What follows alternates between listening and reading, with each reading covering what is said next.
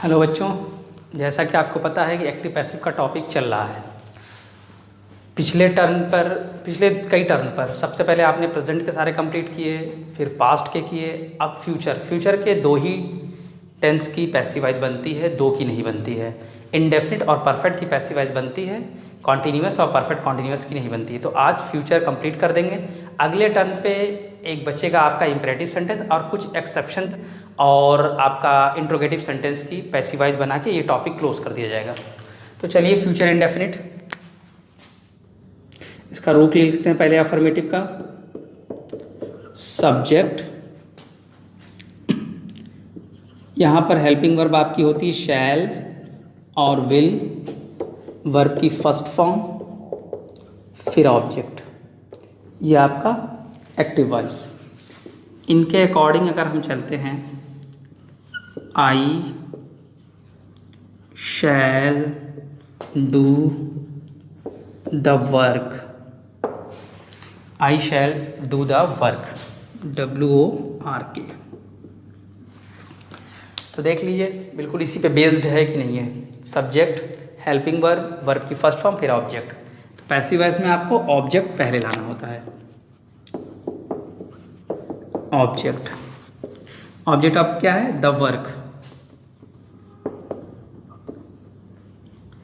Work, फिर helping verb अपनी जगह पर होती है। पैसिव वॉइस में हम जोड़ देते हैं बी।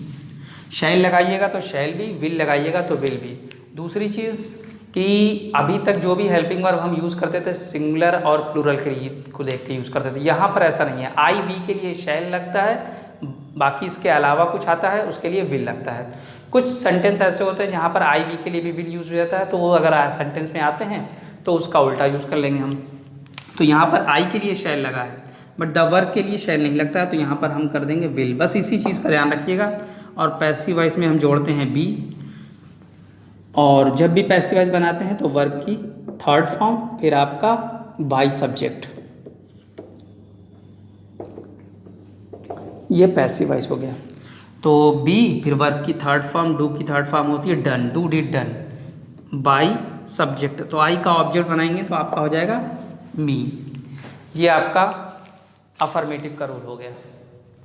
इसके बाद हम चलते हैं निगेटिव। तो निगेटिव में पहले भी बता चुके हैं कि हमेशा हेल्पिंग वर्ब के बाद नॉट आता है। तो यहाँ पर हेल्पिंग वर्ब है आपका शैल और विल। तो अगर शैल या विल के बाद नॉट आता है तो पैसिव वॉइस में भी हम शैल या विल के बाद नॉट लगा देंगे। तो यहीं पर देख लेते हैं। तो देखिए निगेटिव में क्या होता है, शैल विल के बाद नॉट, यानी शैल नॉट या विल नॉट। तो पैसिव वॉइस में भी हम यही करेंगे, शैल नॉट भी या विल नॉट भी। निगेटिव में भी देख लीजिए, इसमें एग्जाम्पल में भी शैल नॉट या विल नॉट, यहाँ पे शैल नॉट बी। ठीक है, ये आपका निगेटिव हो गया। अब हम इंट्रोगेटिव पे चलते हैं। इंट्रोगेटिव में हेल्पिंग वर्ब आपकी स्टार्टिंग में आ जाएगी।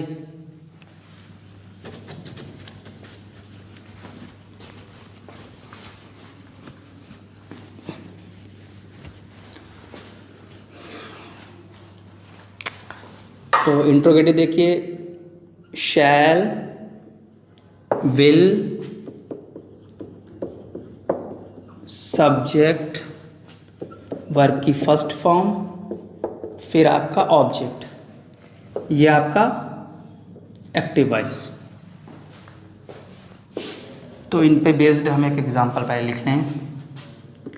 Will you call me, will you call me, helping verb subject, verb की फर्स्ट फॉर्म, फिर ऑब्जेक्ट। ऑब्जेक्ट को सब्जेक्ट की जगह, बट हेल्पिंग वर्ब की जगह सेम होती है।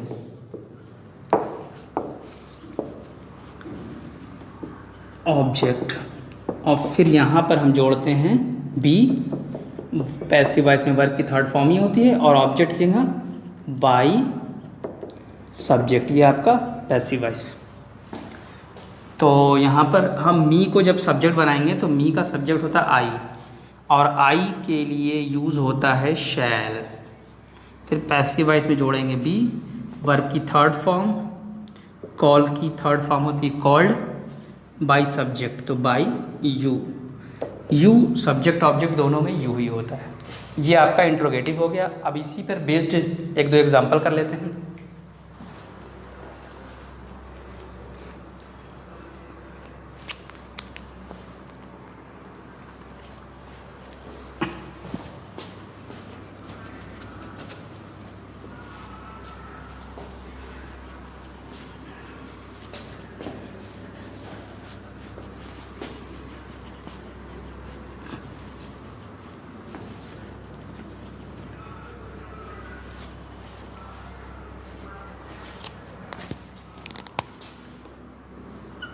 I shall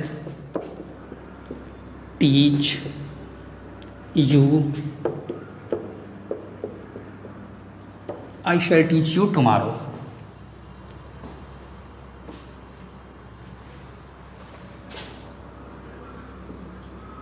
The servant will not buy some fruits. The servant will not buy some fruits. एक इंट्रोगेटिव लिख लेते हैं, will the teacher not beat us. ये आपका इंट्रोगेटिव हो गया। चलिए इसको शुरू करते हैं। तो इसमें ऑब्जेक्ट आपका क्या है? यू। यू को पहले लाएंगे तो यू सब्जेक्ट ऑब्जेक्ट दोनों में यू होता है।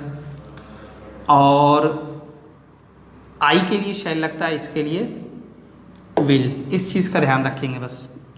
पैसिव वॉइस में हम फ्यूचर में बी जोड़ते हैं इंडेफिनिट में।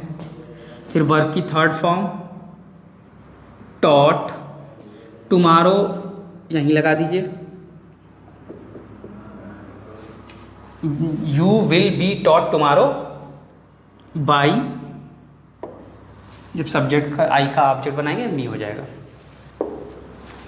फिर यहाँ पर आपका सम फ्रूट्स, सम फ्रूट्स को आगे लाते हैं। सम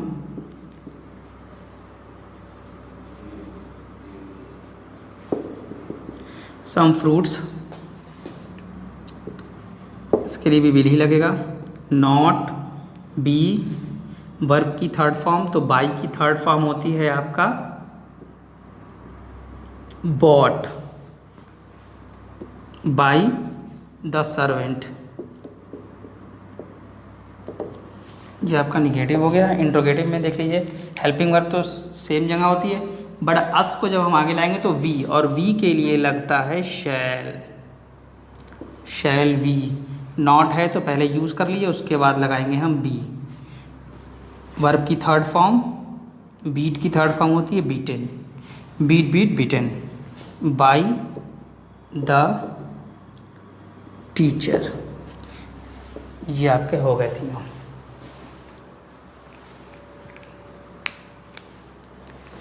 इसके बाद हम चलते हैं, इंडेफिनिट हो गया, कॉन्टिन्यूअस की बनती नहीं है, परफेक्ट देख लेते हैं।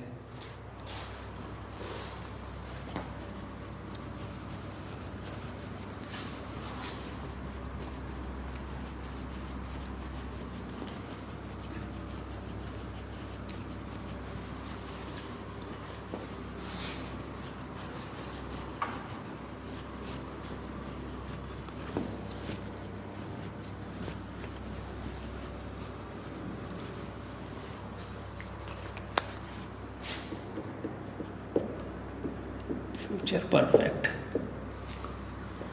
तो अफर्मेटिव की बात करते हैं।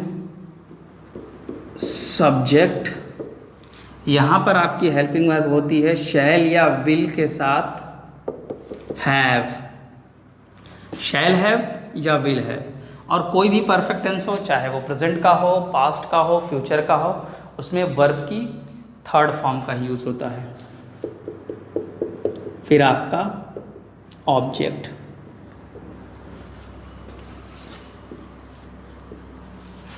Subject shell will have, verb की थर्ड फॉर्म, फिर आपका object.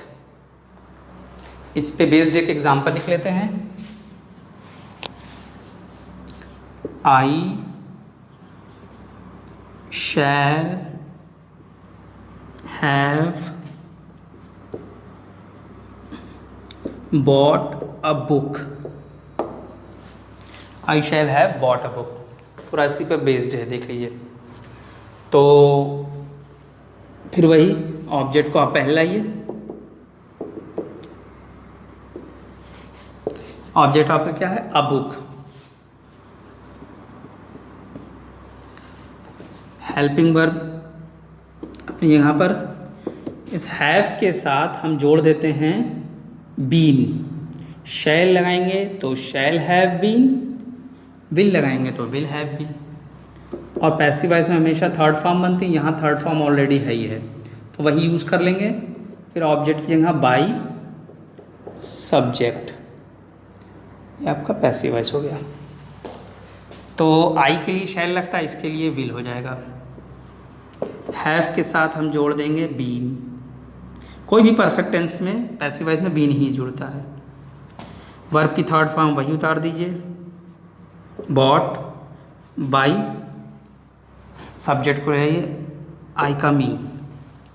A book will have been bought by me, ये आपका अफर्मेटिव का हो गया। निगेटिव यहीं यूज़ कर लेते हैं कि हेल्पिंग वर्ब के बाद नॉट, यानी अगर शैल विल के बाद नॉट आता है, शैल नॉट हैव या विल नॉट हैव, तो पैसिव वॉइस में हम लगा देंगे शैल नॉट हैव बीन या विल नॉट हैव बीन। जैसे I shall not have bought a book, तो a book will not have been bought by me, ये आपका निगेटिव हो गया। अब इंट्रोगेटिव चलते हैं।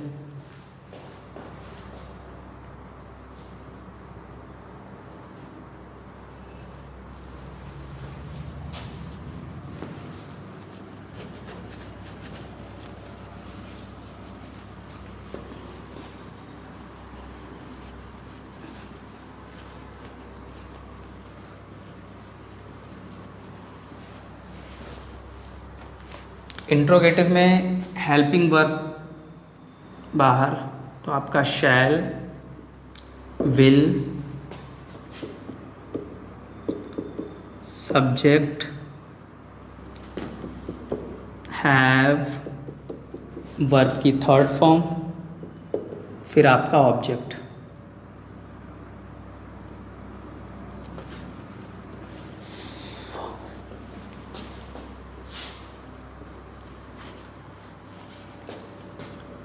एग्जाम्पल लिख लें, will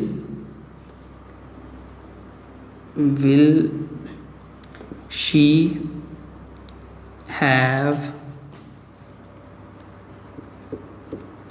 washed these clothes. Helping verb, subject, फिर आपका हैव, फिर वर्ब की थर्ड फॉर्म, फिर आपका ऑब्जेक्ट। तो पैसिव वॉइस में हेल्पिंग वर्ब तो सेम जगह होती है, सब्जेक्ट की जगह ऑब्जेक्ट, और हैव के साथ जोड़ते हैं हम आपका बीन। फिर वर्ब की थर्ड फॉर्म वही उतार दीजिए, ऑब्जेक्ट की जगह बाई सब्जेक्ट, ये आपका पैसिव वॉइस हो गया। तो दीज क्लोथ्स को आगे लाएंगे तो इनके लिए भी आपका विल ही होगा, विल दीज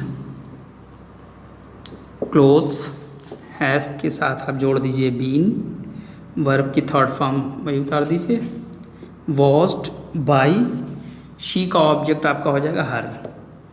ये आपका अफर्मेटिव, निगेटिव और इंट्रोगेटिव तीन हो गया। एक दो एग्जाम्पल इस भी कर लेते हैं।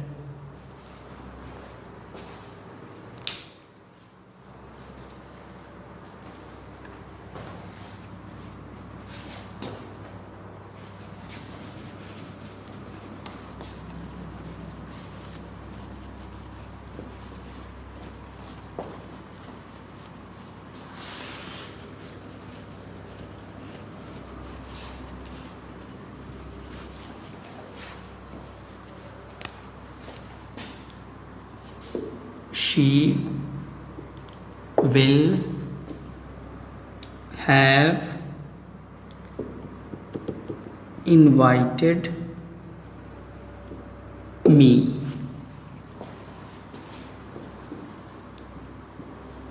रुचि will not have done it। Ruchi will not have done it। एक इंट्रोगेटिव लिख लेते हैं। shall we have eaten our food। shall we have eaten our food। तो मी को आगे लाइए। आई के लिए यूज़ होता है शैल। हैव के साथ हम जोड़ेंगे बीन। वर्ब की थर्ड फॉर्म वही इनवाइटेड बाई। शी का ऑब्जेक्ट हर। फिर यहाँ पर इट को आगे लाएंगे तो इट सब्जेक्ट ऑब्जेक्ट में इट ही होता है। It will not. हैव के साथ आप जोड़ेंगे बीन। वर्ब की third form done by Ruchi. Our food के लिए विल। Our food. हैव के साथ जोड़ेंगे बीन। वर्ब की third form eaten by. We का ऑब्जेक्ट आपका हो जाएगा अस। ये आपके फ्यूचर के सब कंप्लीट हो गए। अब नेक्स्ट टर्न पर इम्परेटिव और कुछ एक्सेप्शन सेंटेंस और एक दो इंट्रोगेटिव सेंटेंस के प्रैक्टिस करवा के ये टॉपिक क्लोज हो जाएगा। ठीक है।